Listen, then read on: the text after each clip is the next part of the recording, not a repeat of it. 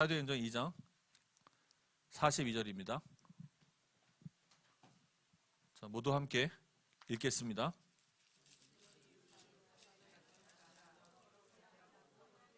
오로지 기도하기를 힘쓰니라. 아멘. 자, 오전의 말씀을 우리가 잠깐 복습을 하겠습니다. 오전의 말씀 제목이 뭐였죠?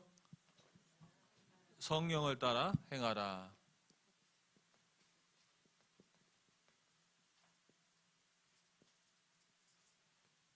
중요한 서론에 주신 말씀이 있었습니다. 사실은 이 서론의 말씀은 바로 신약 때에 성취되어지는 말씀이었어요. 앞부분은 목사님이 언급은 안 하셨는데 제가 보충을 해드리면 에스겔서 36장 25절의 말씀이 있습니다. 25절의 말씀이 뭐냐면요, 우리를 씻기시겠다는 약속입니다. 우리를 정결케 하시겠다는 약속이에요. 그래서 여기에는 속죄의 의미가 들어가 있습니다. 우리의 죄를 사하고 우리를 씻겨 주시겠다고 약속하셨습니다. 그리고 36장 26절에는 어떤 약속을 주셨죠? 우리에게 새 영을 주시겠다고 하셨습니다.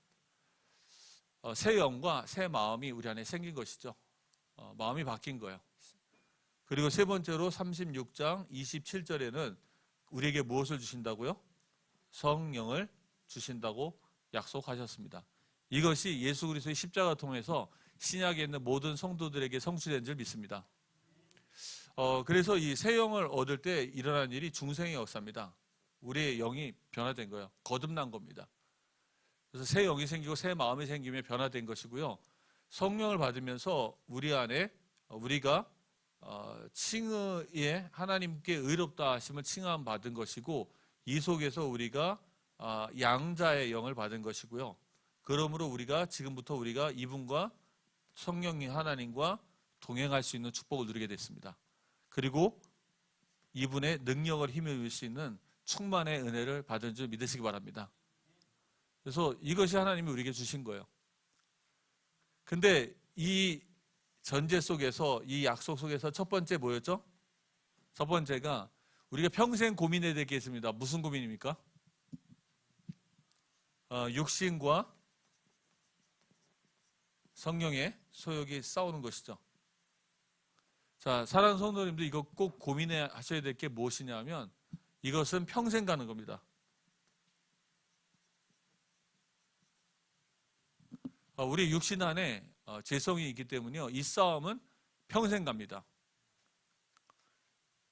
평생 가니까 이제 어차피 예수님의 십자가만 붙잡아라. 제사함 받았다. 너는 어차피 연약해서 무너질 수밖에 없는 존재다 라고 얘기하면 맞아요, 안 맞아요? 맞습니다. 맞는데요, 딱 반쪽만 얘기한 거예요. 전반부만. 저 후반부를 얘기해요. 후반부가 뭐냐면, 그래서 성령의 능력을 의지해서 싸움은 이길 수 있다. 저희가 이제 예전 난제에서 잘못된 신앙이 바로 그런 거예요. 예전 난제는 사실은 균형을 잃은 겁니다. 다른 건 없어요. 균형이에요. 그러니까 죄와 죄로 인한 결과로 떠난 사단에게 붙잡힌 것과 하나님과 단절되어진 그런 문제가 있잖아요. 근데 이게 균형을 잃어버렸죠. 죄와 죄의 결과가 섞여 있으면서 죄라는 문제가 희석되기 시작했죠. 똑같습니다. 이것도 앞부분만 얘기한 거예요. 근데 우리가 꼭 알아야 될 것은 뒷부분도 있습니다. 평생 싸워야 되고 우리는 질 수밖에 없는 존재가 맞습니다. 그런데 하나님이 우리에게 성령을 주셨습니다. 그 능력을 주셔서 우리가 싸워서 이길 수 있습니다. 그래서 지금부터는 뭐라고 말씀하셨죠? 누구를 어떻게 해야 된다고요? 성령의 이 육체의 일을 하나하나 언급해 주셨죠. 이 육체의 일을 이제부터는 어떻게 해야 됩니까? 경계하고 멀리해야 됩니다. 경계하고 멀리 하시고요, 이제는 이 성령의 열매를 쫓아가는 우리 모든 성도님들 되시기 바랍니다. 또 이번에 대학 청년들 포럼 하는데요, 그냥 제 느낌에는 역대적으로 은혜를 제일 많이 받은 것 같습니다. 그래서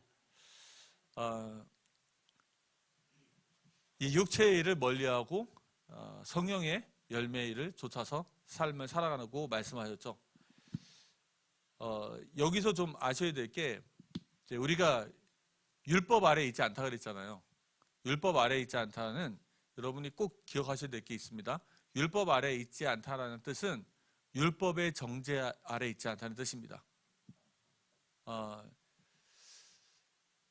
왜냐? 그리스도께서 우리의 죄를 대신 지고 십자가에 못 박으셨기 때문에 그리스도 예수 안에 있는 자는 결코 정죄함이 없습니다.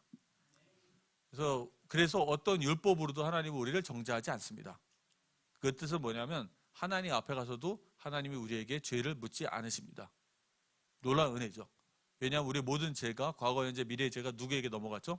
그리스도께 전가되어졌기 때문에 하나님은 결단코 우리를 정죄하지 않으십니다. 그래서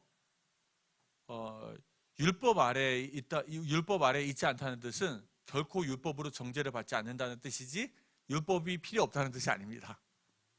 근데 오해를 하는 게 뭐냐면 우리가 율법 아래에 있지 않고 은혜 아래에 있기 때문에 율법이 필요 없다고 얘기하는 사람들이 너무 많아요. 그렇게 얘기하는 사람들이. 이제 목사님들도 그렇고요. 인터넷 글을 봐도 그렇게 얘기하는 사람이 많습니다.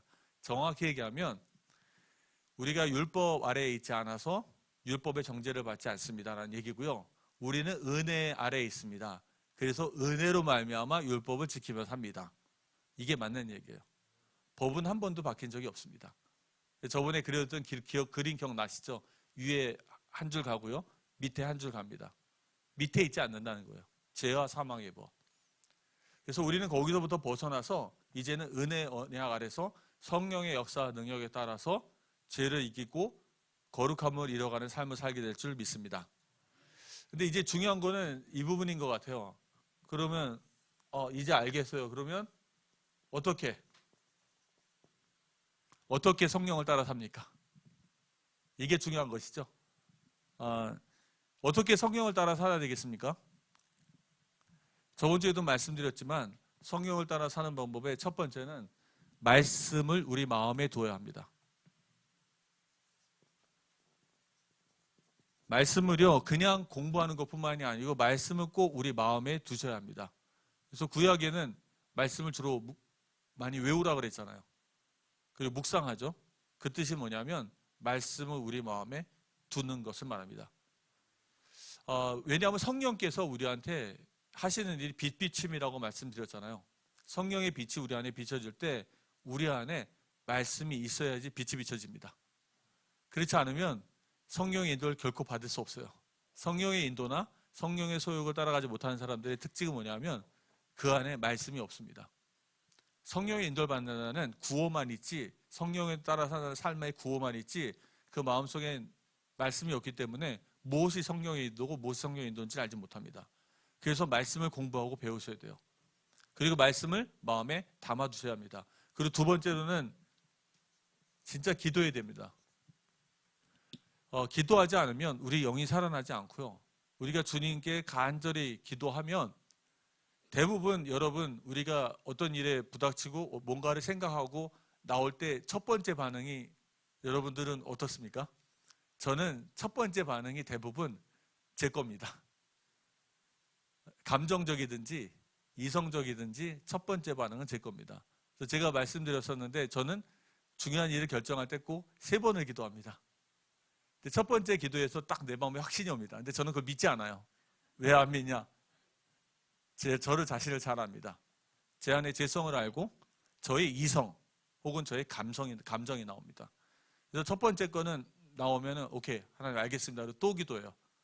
또 기도하면 어떤 일이 벌어지냐면 제 안에 이렇게 안경에 이렇게 뿌옇잖아요. 안 보이잖아요. 근데 그거를 닦으면은 안경이 이렇게 사람이 선명하게 보이듯이 우리의 삶에서 우리의 문제가 말씀을 통해서 클리어하게 보여지기 시작합니다. 무엇이 내가 가야 할 길이고 내가 가지 말아야 할 길인지 클리어하게 보여지는 거예요. 성령의 인도를 받을 때 되게 중요한 부분이 있는데 어떤 부분이냐면 보이지 않으면 움직이지 마시기 바랍니다. 안 보이면 기도하시고 기다리시면 돼요. 근데 기도하면요 두 번째, 세 번째 확신이 오면서 깨끗해지고 내가 가야 할 길을 알게 됩니다. 제가 운전을 처음 배울 때 그 코너를 도는 데가 있잖아요. 제가 강원도 사람이거든요. 그러면 이런 길이 많잖아요. 꼭 뭐 얘기하냐면 코너를 돌든지 혹은 산 이렇게 산 언덕을 이렇게 올라가서 언덕에서 내려오잖아요. 그러면 언덕에 올라가서 혹은 코너로 돌면서 길의 끝이 보였을 때 가속 페달을 밟아야 된답니다. 보이지도 않는데 가속 페달을 밟았다가 제가 언덕을 딱 넘어가는 순간에 뭐가 있으면 어떻게 해요? 그러니까 언덕을 딱 넘어서 코너로 돌고 끝이 보이면 그때 가속 페달을 밟으랍니다. 이게 저를 가르쳐 주신 분이 해준 얘기예요. 저는 습관이 그렇습니다. 운전할 때 항상 끝이 보여야지만 가속 페달을 밟지, 안 보이면 가속 페달을 잘 밟지 않아요. 자, 이게 뭐냐면 확신이 있고 분명하게 하나님 보여주시면 갑니다.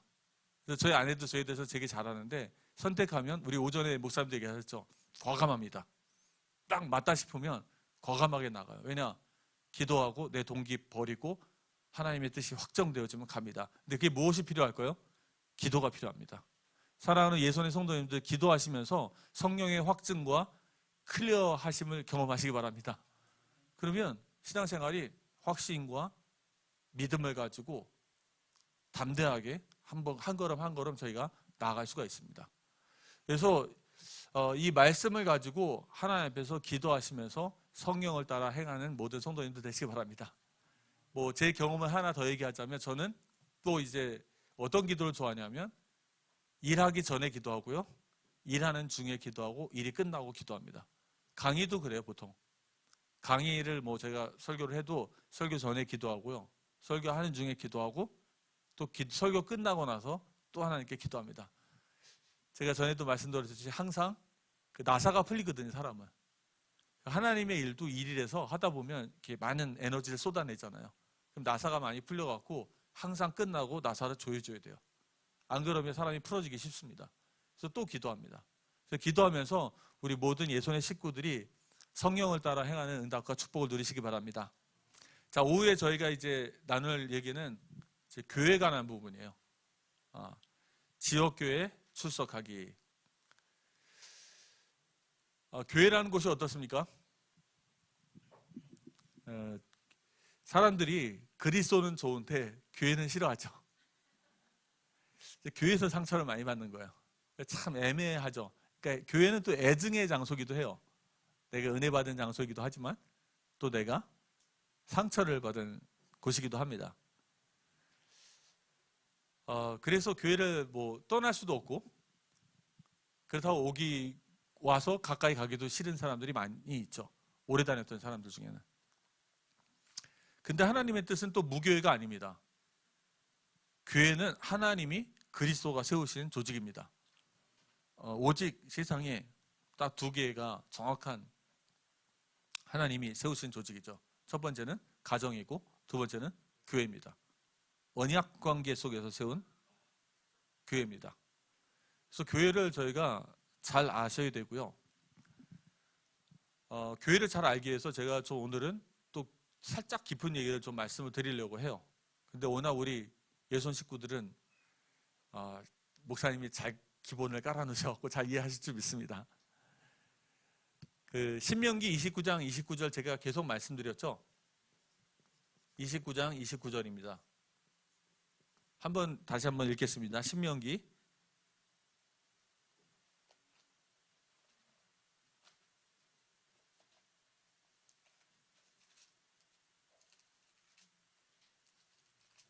29장 29절입니다.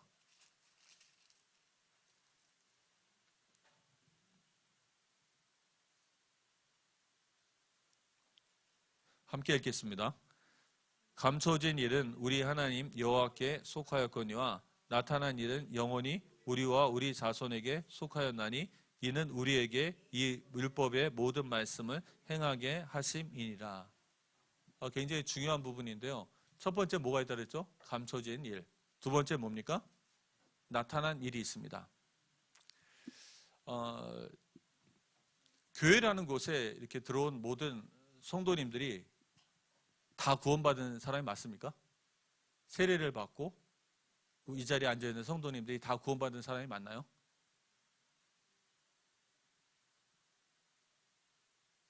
바울이 고린도 교회에 복음을 전할 때 구원을 받은 사람들하고 구원받지 못 받은 사람들도 나눠서 설교를 했습니까? 다 뭐라고 해요? 다 구원받은 사람으로 간주하고 설교를 하죠. 자, 이것을 좀 기억해 주셔야 돼요.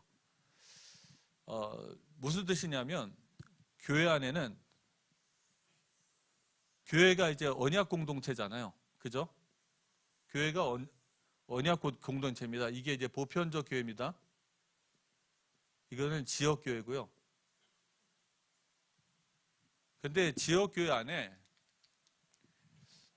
이것을 이제 다 이제 언약 공동체라고 부릅니다. 이 언약 공동체인데요. 이 언약 공동체 안에 구원받지 못한 가라지들이 있습니다.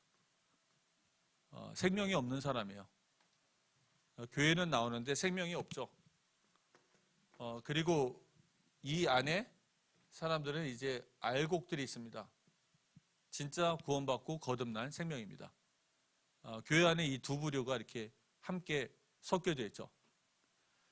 그러면 이 언약 공동체 안에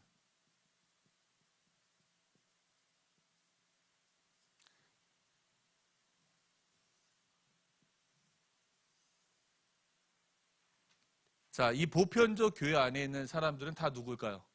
보편적 교회 안에 있는 사람들은 다 알곡입니다. 다 구원받은 하나님 사람들이 맞아요. 그런데 이 지역교회에 있는 사람들은 어떤 사람들은 가라지가 있고요. 어떤 사람은 알곡입니다. 우리가 이 알곡들은 누구라 부르냐? 선민이라 부르죠. 하나님이 선택한 구원받는 사람들이 맞습니다. 그러면 무슨 얘기예요? 이 언약 공동체 안에 언약 공동체와 그 사람들이 구원을 받았다는 게 똑같은 의미니까 같은 의미인가? 아니에요. 똑같이 일치하는 게 아닙니다. 언약 공동체 안에 있다 할지라도 구원받지 못한 사람이 있어요. 언약 공동체 안에 있다 할지라도 구원받은 사람이 있습니다. 근데 우리는 이제 세례라는 것을 통해서 이 언약 공동체 안에 들어오게 되거든요. 그러면 세례를 통해서 이 언약 공동체 안에 들어온 모든 사람들은 저희가 다 구원받는 사람으로 간주합니다. 그게 뭐냐면 바로 이 부분을 말하는 거예요. 그 부분을 드러난 부분이라고 얘기합니다. 오늘 방금 신명기 29장 29절에서 읽었듯이 드러난 일들, 하나님이 우리에게 주신 명확하고 분명한 약속의 말씀들과 율법과 명령들, 우리에게 분명히 보여주신 거, 예수 믿으면 구원 얻는다고 말씀하셨죠. 그리고 세례를 통해서 교회와 연합한다고 얘기하셨죠. 그 약속, 그 말씀 그대로 세례를 받은 사람은, 예수를 진짜 영접한 사람은 언약 공동체 안에 들어옵니다. 그런데 감춰진 일이 있어요. 그 안에 형식적으로 들어온 사람이 있을까요, 없을까요? 있습니다. 형식적으로 예수를 영접한 사람들은 진심으로 영접하기 때문에 그들의 생명은 거듭나지 않았어요. 근데 그들 안에 진짜 정식으로 영접한 사람들이 있습니다. 근데 그 사람들이 누가 알곡이고 누가 가라지인지 우리가 알 수 있어요, 없어요? 하나님은 우리에게 판단할 수 있는 권한을 저에게 주시지 않으셨습니다. 우리는 알 수가 없어요. 우리는 다만 무엇을 믿는 거예요? 감춰진 일, 하나님이 보편적 교회 이런 사람들을 숨겨주셨습니다. 그리고 우리 안에 하나님 예배한 사람이 있어요. 근데 우리는 신앙생활을 무엇을 가지고 합니까? 하나님이 우리에게 보여주시고 우리에게 주신 명확한 약속과 언약의 말씀을 가지고 우리는 신앙생활을 하는 거예요. 그래서 세례받은 사람은 다 예수님 하나님의 자녀라고 우리가 인정하고 받아주는 것입니다. 왜냐하면 드러난 일이니까. 근데 그 중에 진짜 영접한 사람은 또 감춰져 있습니다. 그렇지 않은 사람도 있고요. 그래서 이 부분을 먼저 좀 우리가 이해를 해주셔야 합니다. 그래서 오늘 이렇게 말씀을 나누는데요. 사람들이 이제 서론 말씀을 보겠습니다. 사람은 서론 이 교재를 한번 보겠습니다.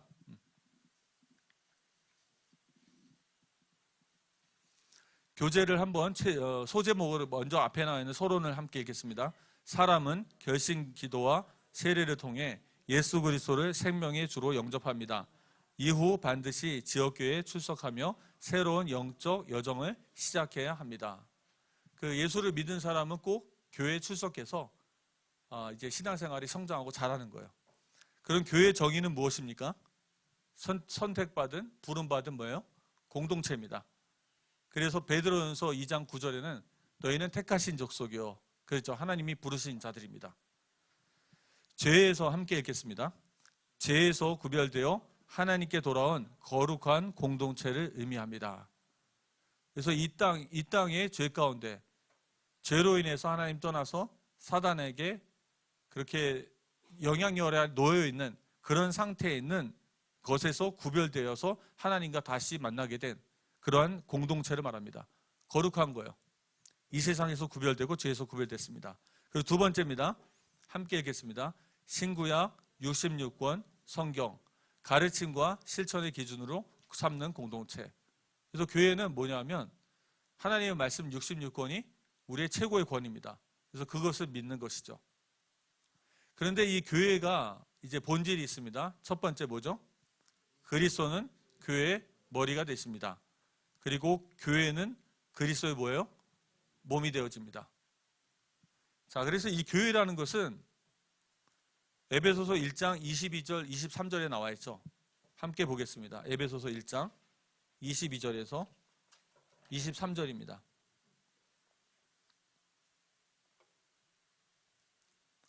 함께 읽겠습니다.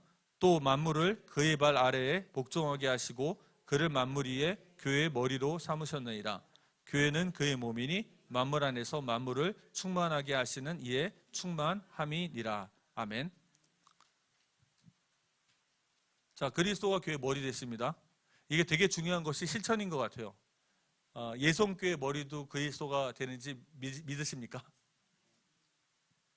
그러면 교회가 결정하고 뭘 하는 데 있어서 함께 목사님들과 중직자들이 기도하면서 결정한 것은 그리스도께서 하시는 일이 맞습니까? 안 맞습니까?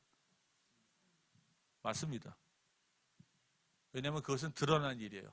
하나님 우리에게 분명하게 주신 것입니다. 그게 감춰진 일인지 어떤 일인지 어떻게 알 수 있느냐? 그렇게 얘기하면 이제 끝이 없는 거예요. 감춰진 일을 하나님 우리에게 보여주시는 게 아니에요. 그걸 우리가 어떻게 합니까? 근데 하나님이 교회 머리로 그리스도를 삼으셨고요. 그리스도가 또한 교회에 직책을 주셨습니다. 장로들에게 직책을 주셨어요. 그들과 함께 기도하면서 결정한 된 내용들을 우리가 그리스도의 결정으로 믿고 따르는 것이 교회가 해야 될 바가 교회가 당연히 해야 될 것인 줄 믿으시기 바랍니다. 그렇게 우리가 보여진 것에 성경의 가르침에 따라서 신앙생활을 해가는 거예요. 자, 두 번째입니다. 성도들은 그리스도의 몸의 지체입니다. 하나의 성령으로 세례를 받아 그리스도 안에서 서로 연결되었습니다. 그래서 제가 받은 성령과 여러분 받은 성령, 우리 이웃과 받은 성령들이 다 어떻게 된 거죠? 동일한 한 분이십니다. 그러니까 우리가 좀 생각이 달라도 기도하면 생각이 일치할 수 있을까 없을까요? 있습니다. 좀 생각이 달라도요, 기도하면 일치할 수 있어요. 그래서 저는 이제 제가 사역을 할 때 결단코 이제 제가 독단적으로 사역을 한 적이 없어요. 제가 기도하고 결정한 것을 장로와 중요한 사역자들하고 얘기를 해서 같이 기도를 합니다. 그들이 오케이를 하고 동의를 하면 진행을 했습니다. 왜냐하면 누가 교회 주인이라고요? 그리스도가 교회 주인이고 성령께서 모든 성도들의 마음을 같이 감동해 주셔서 하게 해주시는 거예요. 그래서 교회를 할 때도 항상 모든 성도들이 이렇게 감동해서 이렇게 같이 할 수 있도록 도와드렸어요. 왜냐하면 교회는 그리스도가 주인이고 성령은 모든 사람에게 함께 있습니다. 그래서 되게 너무 감사했어요. 그리고 이제 세 번째입니다. 그래서 이것을 뭐라고 부르냐면요. 사실은 앞부분에 나온 거 있죠. 이런 교회를 보편적 교회라고 부릅니다. 전 세계 모든 신자를 포함하는 거룩한 공동체예요. 이건 다 보편적 교회예요. 그러면 이제 네 번째입니다. 그런데 이는 구체적으로 어떤 형태로 드러나요? 지역교회 형태로 드러납니다. 특정 지역에 함께 읽겠습니다. 특정 지역의 신자들이 함께 모여 예배하고 서로 격려하는 공동체입니다. 우리가 미국에 있는 교회랑 하나입니까? 아닙니까? 하나잖아요. 중국에 있는 교회랑 아프리카 교회랑 하나입니까? 하나입니까? 아니 하나입니까? 하나예요. 근데 우리가 그들하고 교제하고 신앙생활을 합니까? 아니잖아요. 그래서 지역에 모여서 지역에 있는 사람들이 모여서 교제권을 형성하면서 같이 예배하는 것을 지역교회라고 부릅니다. 그래서 지역교회가 성경은 그러면 보편적 교회를 얘기합니까? 지역교회를 얘기합니까? 성경은 둘 다를 얘기해요. 둘 다를 얘기하는데 사실은 우리의 삶하고 더 밀접하게 관계가 있는 건 어떤 걸까요? 지역교회입니다. 어떻게 보면 보편적 교회는, 제가 서론에 이 얘기를 왜 했냐면 보편적 교회는 감춰진 일입니다. 그러니까 예수 믿고 나서 나는 그리스도이냐, 나 하나님의 자녀야, 하나님 나와 함께해서 내가 뭐 집에서 예배드리고 되면 되지, 나는 그리스도의 제자가 되고 하나님 나라의 보편적 교회의 일원이 돼서, 그리고 지역교회를 출석을 하지 않아요. 맞는 겁니까? 틀린 겁니까? 틀린 겁니다. 틀린 신앙이에요. 신앙은 결단코 감춰진 일로 하는 것이 아닙니다. 하나님이 어떤 것들은 많이 감춰놨어요. 누가 선택된 자인지, 누가 유기된 자인지, 미래의 일도 하나님이 감춰놓으셨고요. 많은 부분을 하나님이 감춰놓으셨고, 그것을 우리가 너무 알려고 애쓸 필요가 없습니다. 하나님이 우리에게 분명한 주신 것들이 있어요. 그걸 주기 위해서 하는 것이죠.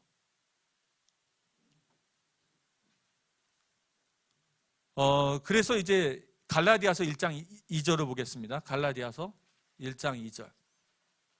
함께 읽겠습니다. 함께 있는 모든 형제와 더불어 갈라디아 여러 교회들에게 전하니, 이렇게 되겠죠. 자, 갈라디아라는 곳이요, 좀 커요. 지역이 굉장히 큽니다. 그러니까 거기에 뭐라고 나왔습니까? 갈라디아 여러, 복수로 나오죠. 교회들에게. 아니, 이 보편적 교회만 얘기하면 단수로 나와야 되겠죠. 근데 교회들에게라고 나왔잖아요. 이 뜻은 교회가 여러 군데 갈라디아 지역에 있다는 얘기입니다. 그리고 예수님께서 계시록에서 7개의 편지를 쓰고 말씀을 하시잖아요. 7교회는 다 어떤 교회입니까? 지역교회를 말합니다. 그 지역에 있는 교회를 말하는 거예요. 그래서 성경은 보편적 교회를 얘기하지만 우리는 신앙생활을 보편적 교회를 가지고 하는 게 아니에요. 그러니까 어떤 친구들은 그게 이해가 안 되니까, 그리스도의 몸은 다 하나인데 내가 딴 교회 가서 예배 드리는 게 뭔 상관이, 이렇게 생각하실 수도 있잖아요. 그런데 성경은 사실적으로 교회라고 얘기할 때 거의 대부분이 보편적 교회가 많을까요? 지역교회가 많을까요? 95% 이상이 지역교회를 얘기합니다. 그래서 신앙생활은 제가 제목에 줬죠. 제목에 써놨죠. 지역교회에 꼭 출석해야 되는 것입니다. 이 출석은 뭐냐면 등록을 하고요, 그 지역교회에 소속이 돼서 출석하라는 거예요. 그래서 구원받은 어떤 사람, 예수를 믿기 시작한 모든 사람들을 우리가 권면을 해야 될 때 어떤 권면을 해야 돼요? 꼭 지역교회에 등록하고 출석하도록 도와줘야 합니다. 그게 하나님의 뜻이에요. 그러면 이제 지역교회는 드러난 일이에요. 그 가르침을 우리가 쭉 보는 겁니다. 이제 하나님 우리에게 주어주신 드러난 것의 가르침을 따르는 거예요. 그래서 이제 세 번째 보겠습니다. 그러면 지역교회가 어떤 게 지역교회입니까? 도대체 어느 정도까지 교회라고 하는 거예요? 2-3명이 있어도 예수님의 이름으로 모인 곳에는 교회가 됩니까? 그러니까 너무 그것만 얘기하잖아요. 그렇죠? 제가 묻겠습니다. 2-3명이 있어도 예수님의 이름으로 모인 곳은 교회가 맞습니까? 맞습니다. 근데 뭐예요? 보편적 교회예요. 사실 그건 지역교회가 아닙니다. 그러면 그냥 내가 저쪽 교회에 참석하고 저기에 참석하고 어떤 모임 참석하고 공동체 참석하고 그걸로 됩니까? 신앙생활이? 결코 되지 않습니다. 성경은 모든 성도가 지역교회에 소속이 돼서 지역교회에 참석하라고 명령하시고 그렇게 신앙생활을 하고 있는 거예요. 그러면 이제 어떤 게 지역교회입니까? 2-3명이 모여있는 게 아니고요. 지역교회는 3가지 표징이 따릅니다. 이 3가지 표징이 있는데요. 이 3가지 표지가 뭐냐면 성례와 설교와 권증이라는 것입니다. 이것이 있어야지만 이 교회를 지역교회라고 인정하는 거예요. 그러면 세례가 있다는 것은, 성례가 있다는 건 뭐가 있다는 거죠? 세례가 있고 그 가운데 성찬이 있다는 겁니다. 그러면 세례라는 건 뭡니까? 세례를 통해서 이 지역교회에 들어오게 되는 거예요. 이 지역교회 정식 구성원이 됩니다. 함께 읽겠습니다. 세례를 통해 그리스도와 연합하여 교회의 지체가 됩니다. 예수를 믿고 내가 세례를 받음으로 그리스도와 함께 내가 죽고 그리스도와 함께 다시 살았다. 내가 새 생명을 얻어서 이제는 새로운 삶을 살겠다. 새로운 가치관과 세계관과 인생관을 가지고 예전과는 다르게 살겠다는 결단과 영적인 변화가 일어난 것이죠. 그런 것을 세례를 받는 거예요. 그래서 이제 우리 지역교회 구성원이 됩니다. 자, 두 번째는 뭡니까? 성찬. 함께 읽겠습니다. 성찬을 통해 하나됨을 확인하고 복음 공동체로 살아감. 이제는 매번 성찬을 통해서 우리가 하나됨을 확인해 가는 거예요. 성찬을 통해서 우리가 더 뭘 먹습니까? 한국 교회는 이제 그 성찬할 때 그 떡을 떼잖아요. 근데 떡을 다 떼놓으셨잖아요. 다 이렇게. 저희는 중국 교회는 이제 저희가 그 무교병을 동그랗게 하나 크게 해오거든요. 그러면 제가 축복 기도하고요. 그 자리에서 잽니다. 부셔뜨려요. 그러셨어요? 정확 그게 맞는 거예요. 왜냐하면 하나의 그 떡을 우리가 먹는 거예요. 네. 그래서 이제 하나의 떡을 모든 성도님들이 하나하나 드시는 거죠. 그걸 무엇을 확인하는 겁니까? 우리의 신앙은 하나라는 걸 확인하는 거예요. 심지어는 더 정확하게 하면 그 포도주도요, 다 나누는 게 아니고 기도하고 나서 그 하나를 가지고 이렇게 나눠주는 거예요. 근데 그거는 뭐 형식상이니까 너무 사람이 많으면 시간이 오래 걸려서 그렇다 치더라도 여기 계신 성도님들 그 의미를 알고 있어야 됩니다. 하나의 그리스도의 피, 하나의 그리스도의 몸을 나눠서 모든 성도들이 먹는 거라서 성찬을 통해서 여러 가지 그리스도의 죽으심과 부활과 신앙을 고백하는 것과 동시에 우리가 하나됨을 계속 고백하고 유지하는 거예요. 우리는 그리스도의 지체인 줄 믿으시기 바랍니다. 그래서 같이 먹는 같은 떡, 같은 음료를 먹는 그러한 하나의 형제 자매예요. 그거를 항상 고백해 가는 거예요. 그래서 성찬은 솔직히 자주 하면 할수록 좋습니다. 성찬을 자주 하면 할수록 사람들 은혜 많이 받고요. 그럼 성찬은 누구만 할 수 있습니까? 성찬은 세례 받은 사람들만 할 수 있어요. 쉽게 얘기하면 세례는 결혼식이고요. 성찬은 결혼 기념일입니다. 그래서 계속 이제 기념하셔야 돼요. 기념하면서 우리 신앙을 확인해 가는 거예요. 그래서 하나됨을 지키는 겁니다. 그래서 이것이 교회 안에 계속 진행이 되어야 합니다. 그래야지 새 식구도 들어오죠. 그리고 우리는 계속 하나됨을 확인해 갑니다. 이것이 교회가 있어야 될 첫 번째 표지입니다. 성례요. 두 번째는 무엇이냐면요, 설교입니다. 강단에서 참된 말씀을 선포하며 신앙의 교초를 세워가는 거예요. 그래서 우리가 방금 읽었던 사도행전 2장 41절도 뭐라고 얘기하고 있죠? 사도의 가르침을 받아. 사도의 가르침을 받아서 하나님의 말씀을 배우고 기도하고 확인하고. 자, 여기서 아셔야 될 게 사도의 가르침은 그냥 단순한 강단을 얘기하는 게 아니에요. 사도의 가르침, 니꼬르, 하나님 말씀입니다. 오늘의 개념하고는 좀 달라요. 설교의 개념하고. 왜냐하면 그때는 사도의 가르침이 다 무엇이 됐어요? 다 신약 성경이 됩니다. 사도의 가르침들이 다 성경이 돼요.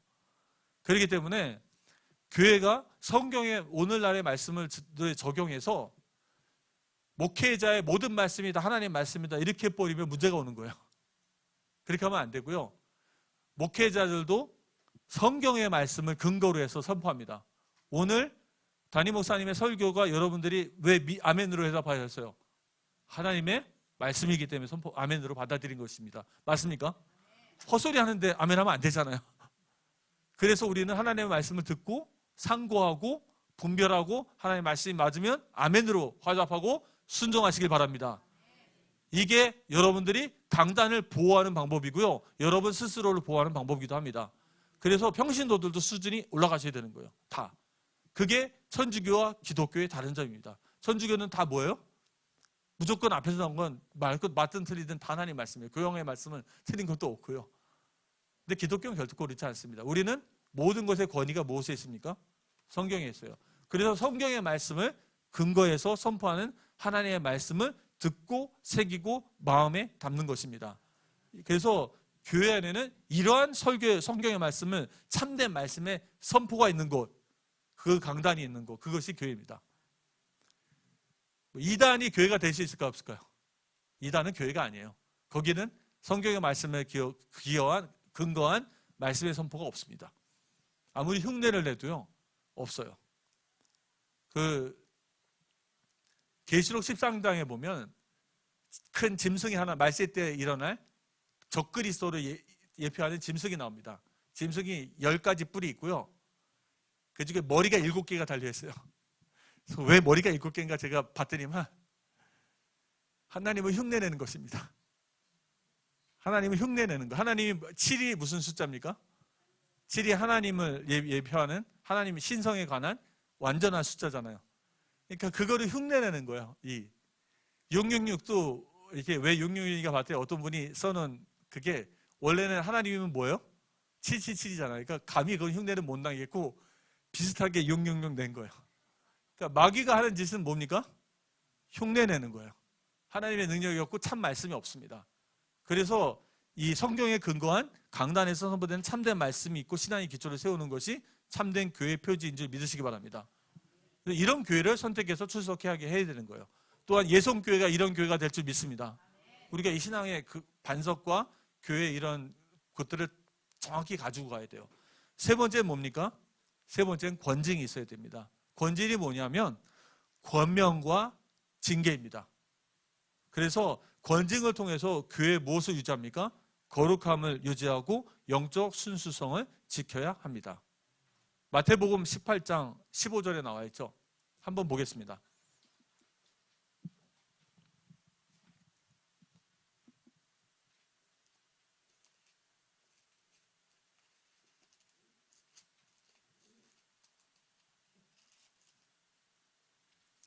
마태복음 18장 15절에서 17절입니다. 함께 읽으시겠습니다.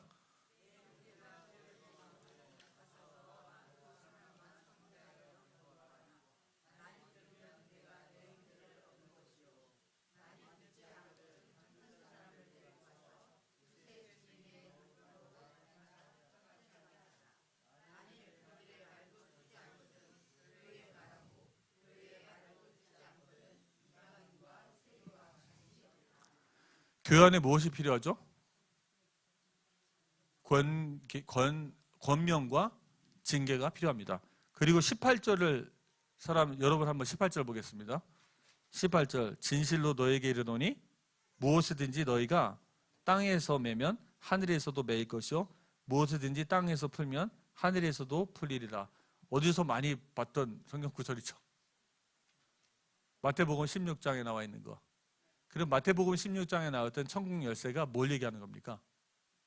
이 성경 병행된 성경 구절로 성경을 가지고 성경을 해석한다면 예수님이 하신 말씀을 예수님이 직접 해석해 주신 거잖아요. 그렇다면 천국 열쇠는 다른 게 아니고 교회가 가지고 있는 치리권을 얘기합니다. 교회가 가지고 있는 징계권을 얘기해요. 교회가 함께 징계를 하면 더 재밌는 사실은 19절입니다. 19절 함께 읽겠습니다. 진실로 너에게 이르노니 너희 중에 두 사람이 땅에서 합심하여 무엇든지 구하면 하늘에 계신 내 아버지께서 그들을 위하여 이루시게 하시리라. 두세 사람이 내 이름으로 모인 곳에는 나도 그들 중에 있느니라. 이게 무슨 얘기인 것 같아요?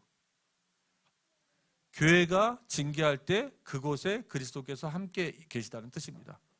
우리가 생각하듯이 뭐 두세 사람 같이 있어도 그게 교회다 그 얘기 하려는 게 아니고요. 보편적 얘기 교회를 강조하려는 게 아니고 두세 사람이라도 증인이 있어서 그들의 증인에 의해서 나와서 교회가 함께 판단하고 결정한 것은 그 결정에 하나님께서 인정해 주시겠다는 겁니다. 그 결정을 인정해 주시겠다는 거예요. 그럼 교회가 징계를 내린다면 그건 누가 내린 겁니까? 하나님 내린 거예요. 그리스도가 내린 겁니다. 그래서 교회는 징계가 있습니다. 징계의 목적은 뭘까요? 거룩을 지키기 위한 거예요. 교회의 거룩함은 영적인 거룩함과 육신적인 거룩함을 지키기 위한 것이 징계의 목적입니다. 그리고 또 어떤 목적이 있을까요? 그 사람이 돌아오게 하기 위한 거예요. 사랑입니다. 그 사람이 징계를 받고 돌아오기 원하는 것이 하나님의 큰 뜻입니다. 그래서 교회는 꼭 징계가 있어야 됩니다. 중국에서 저희는 징계를 했어요. 제가 몇 번 했는데요. 한 번은 이 남자애가 교회에 있는 자매랑 사귀는데 또 세상에 있는 여자랑 사귀면서 동거까지 한 거예요. 양다리 거친 거죠. 그리고 그쪽이랑 동거를 한 겁니다. 이 사실을 알고 나서 제가 징계를 했어요. 어떤 징계냐면 일단 주일 추석을 못 시켰어요. 제가 못 시켜 3개월 못하게 하고 그 대신 3개월 못하니까 따로 이렇게 그 아이를 돕게 해주고 왜냐? 그 여자아이가 예배를 나오면 이 남자를 보면 너무 힘든 거예요. 너무 힘들어서 이제 3개월간 출석을 안 시키고 따로 성경 공부를 통해서 이 아이들을 돕게 했어요. 근데 이 아이가 3개월을 버텼을까요? 못 버텼을까요? 못 버티고 다른 교회로 갔습니다. 자, 그러면 제가 여러분에게 여쭤볼게요. 회개를 한 것입니까? 징계를 받지 않는 것은 회개를 하지 않는 거예요. 자, 두 번째는 있었어요. 두 번째는 이제 중요한 사역자예요. 사역을 잘 하는데 사생활이 들켰습니다. 몰래 사귀던 유부녀가 있었던 거예요. 이 사람도 제가 장로까지 생각한 사람입니다. 장로까지 생각한 사람인데 여자가 있었던 거예요. 이 사실을 알고 나서 어떻게 했을까요? 기도하고 제가 장로들 모고 중지사를 모고 기도하고 저희가 그 친구를 징계했는데 1년 동안 앞에서 하는 사역들 그 다음에 성경 공부 다락방 하는 사역을 다 스톱시켰습니다. 그럼 이 사람이 힘들까요? 안 힘들까요?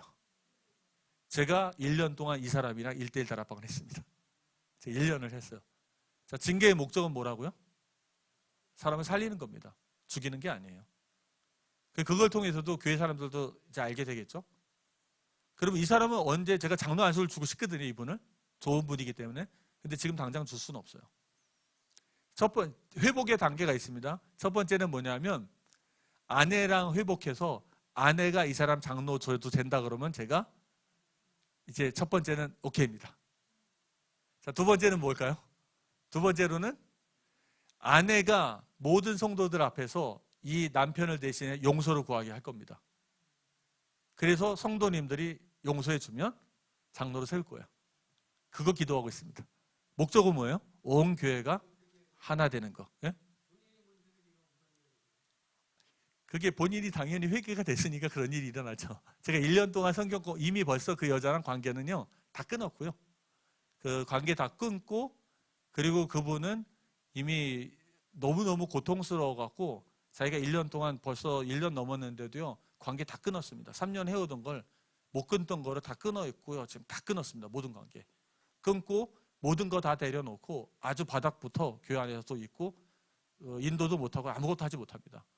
그러는 상태에서 지금 아내랑 관계가 회복이 많이 되어졌어요. 아내도 상처를 너무 많이 받아서 그 생각이 나면 이제 아내가 막 미쳐버리려는 거예요. 또 그러면 남편이 미안해하고 그러면서 관계들이 회복이 돼서 1년 동안 이 형제분이 아내분을 굉장히 많이 챙겼어요.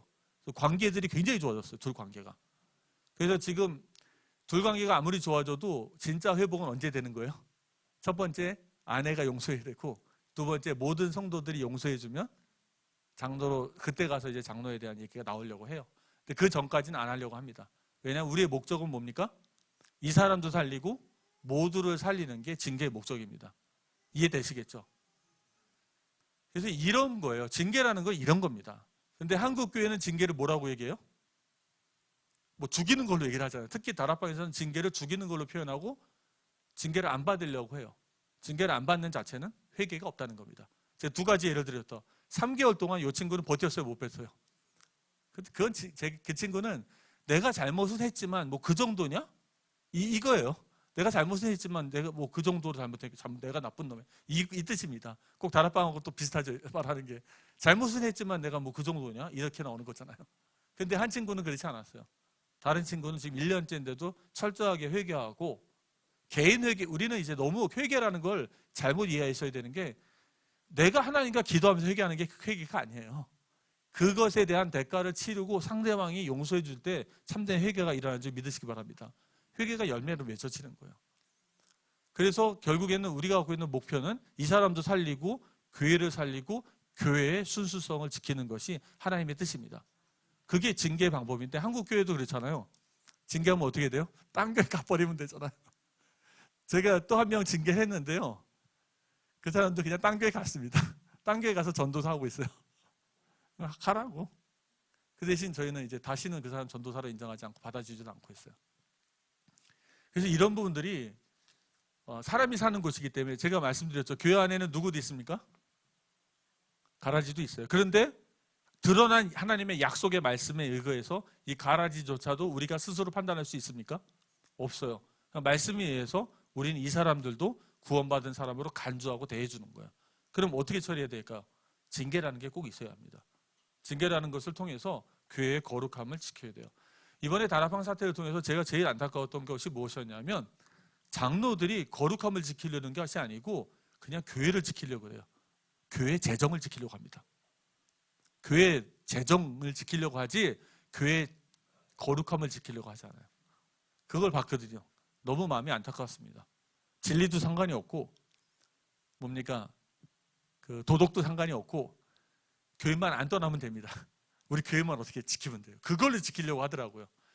장로님들 교회의 진리와 도덕의 거룩함을 지키시기 바랍니다. 우리가 교회를 지킨다고 할 때는 교회의 진리와 거룩함을 지키는 게 교회를 지킨다는 의미지 교회 재정수를 지킨다는 게 아니에요. 그래서 진짜 기도하시면서 우리가 이제 세 가지가 있어야지만 진정한 교회가 됩니다. 이게 뭐냐면 지역교회 표지인데요. 한번 따라해 주세요. 참교회 표지입니다. 지역에 있는 참된 교회 표지는 꼭 성례가 있고 설교가 있고 권징이 있는 곳이면 희한한 것은 사람들의 생명이 살아납니다. 거기서 성령이 역사해요. 그러니까 제가 이렇게 하는 것들을 우리 교회 성도들이 다 봤거든요. 그리고 저도 1년을 시간내서 되게 피곤했어요. 매일 주일날 성교 다 끝나고 저녁에 8시부터 10시 반까지 11시까지 이 친구랑 1대1로 다락방을 했어요. 매주. 그리고 이제 네 번째로 넘어갑니다. 지역교회는 이런 일이 이루어지기 위해서는 지역교회가 이 세 가지 표지가 꼭 있어야 되고요. 이런 일을 제대로 하기 위해서는 교회에 누가 있습니까? 직분이 있습니다. 교회 직분은 정확히 얘기하면 딱 두 가지밖에 없어요. 장로와 집사입니다. 성격에 나온 것. 그럼 장로는 뭐 어떻게 되냐면 교회 영적 지도자입니다. 장로는 이제 두 가지로 나눠지는데 우리 디모데전서 5장 17절 읽겠습니다. 디모데전서 5장 17절입니다. 여기 있나요? 함께 읽습니다. 잘 다스리는 장로들은 배나 존경할 자로 알되 말씀과 가르침에 수고하는 이들에게는 더욱 그리할 것이니라. 자, 두 장로가 나옵니다. 누구냐면요. 잘 다스리는 장로와 말씀과 가르침에 수고하는 장로들 두 종류의 장로가 나옵니다. 그런데 두 번째부터 얘기할게요. 이 부분은 이제 말씀 장로라고 합니다.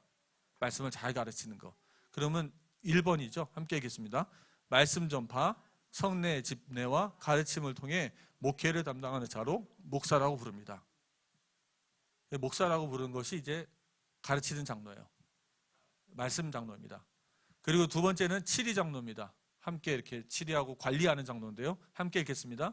행정과 권징 그리고 영적 감독을 통해 목회에 동역하는 자로 장로라 부른다. 누굴 도와줍니까? 목사를 도와서 함께 교회를 치리하는 그런 장로입니다. 그래서 장로회, 당회에서 바로 이 교회 치리에 가는 분들을 결정을 하죠. 그리고 이제 두 번째는 집사가 있습니다. 집사는 여러분 잘 아시잖아요. 집사는 사실은 일꾼입니다. 집사라는 뜻은 일꾼이에요. 일하는 사람. 그럼 대한민국 교회 안에 또 특별한 직분이 하나 있죠. 권사입니다. 권사는 사실 집사랑 같은 의미로 보시면 돼요. 같은 의미로 보시면 됩니다. 대한민국 남자 여자를 갈라놨는데 그 서리 집사 말고요. 안수 집사입니다. 안수 집사 권사님도 똑같이 안수 받으셨잖아요. 이분들은 일하시는 분들이에요. 일하시기 위해서 일꾼으로 뽑은 겁니다. 함께 읽겠습니다. 교회 내 봉사와 관리를 맡아 예배와 다양한 사역을 지원하는 직분. 그래서 교회를 이해해야 돼요. 이런 직분이 있어서 교회가 섬기고 함께 일하는 것입니다. 다섯 번째입니다. 이 지역교회 사명이 있죠. 자, 첫 번째는 어떤 사명입니까? 예배와 교제입니다. 이 예배를 통해서 하나님의 임재를 경험하며 사랑해서 함께 성숙해 갑니다. 여러분 어떠신지 모르겠는데 저는 오전 예배 되게 은혜 많이 받았어요. 설교뿐만이 아니고요.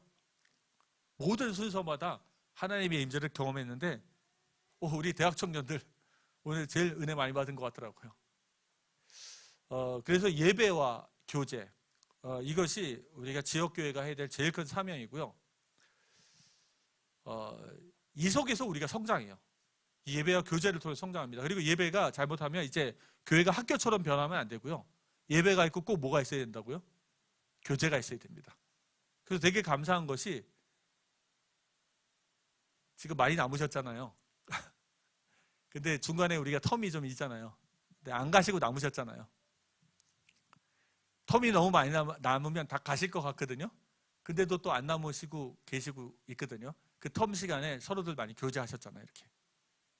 꼭 필요한 시간들입니다. 서로 교제하고 서로 얘기 나누고 기도해주고. 두 번째입니다. 그리고 교회는 무엇이 있습니까? 각자 섬김과 헌신이 있습니다. 함께 읽겠습니다. 서로를 세우고 격려하며 도전과 갈등 속에서 성숙해집니다. 같이 일을 하면 갈등이 일어날까 안 일어날까요? 갈등이 당연히 있습니다. 근데 그게 바로 우리가 성장하는 지름길임을 믿으시기 바랍니다.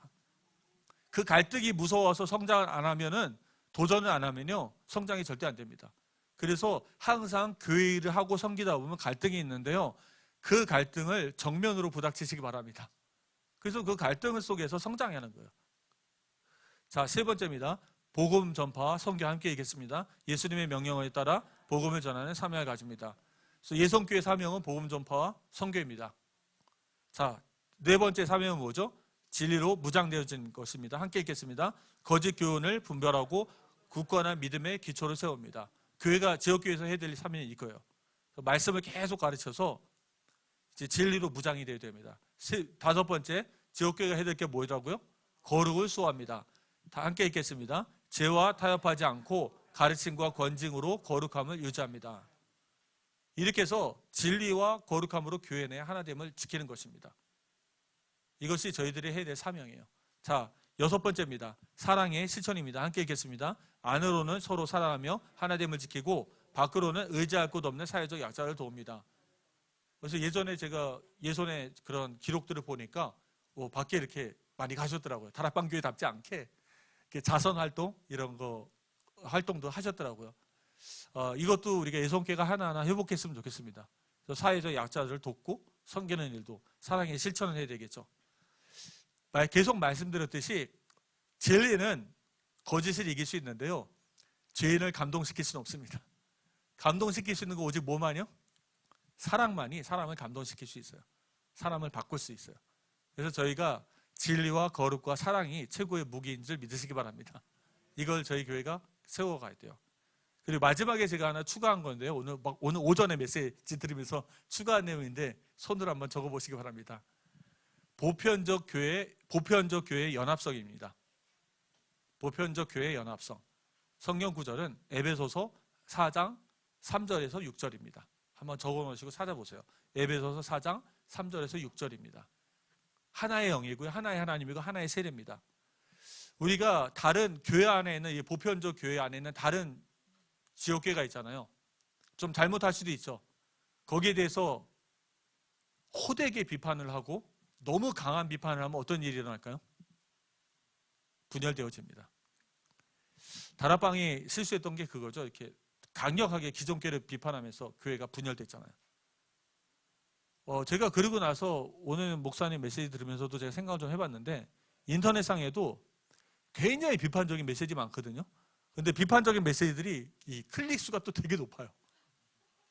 클릭수가 굉장히 높아요. 사람들이 좋아해요. 그럼 대부분 남들 까는데 그게 자기도 통쾌한 거야. 자기도 거기에 원래 불만이 많았기 때문에. 그래서 그걸 보면서, 근데 너무 지나친 비판들, 어떤 사랑하기 때문에 하는 비판하고 굉장히 정죄하면서 하는 비판하고는 다르죠. 나는 옳고 너는 달랐다는 비판하고 사랑하면서 돌아오기 원하는 비판은 다르겠죠. 그래서 보편적 교회 안에서는 우리가 이 교회의 연합성을 지키는 예성교회 되시기 바랍니다. 그래서 우리가 이제 보편적 교회 연합성을 지켜서 혹시 비판을 하더라도 되게 어떻게 돼요? 진리 안에서 사랑으로서 온유함으로 비판을 해야 되겠죠.